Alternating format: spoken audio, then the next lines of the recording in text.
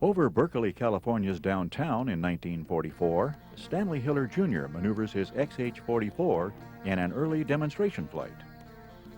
The small, single-passenger helicopter with its twin, counter-rotating all-metal rotors, eliminating the need for an anti-torque tail rotor, and a 90-horsepower Franklin engine, is the first helicopter designed, built, and successfully flown in the western United States, and the first coaxial machine ever to fly outside of Europe. The XH-44 was built in a rented garage in Oakland, California, where its first power plant and rotor system run-up tests were conducted in 1943. Later, in 1944, the aircraft was flown and demonstrated to the public at San Francisco's Marina Green and at the University of California, Berkeley Memorial Stadium.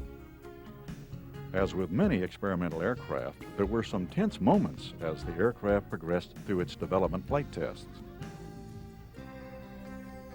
When equipped with pontoon landing gear, the XH-44 became a most versatile aircraft, landing and taking off from either land or water. After its successful development and from the many design lessons it had taught, new and very successful helicopters followed, to make Hiller aircraft a legendary part of helicopter development worldwide.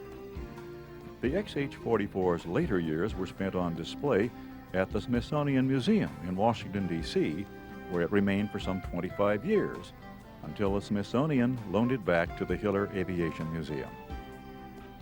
Here, on static display at the museum, is the original XH-44 helicopter, and Mr. Stanley Hiller, to reflect upon the influence this pioneering aircraft has had in subsequent development of vertical flight.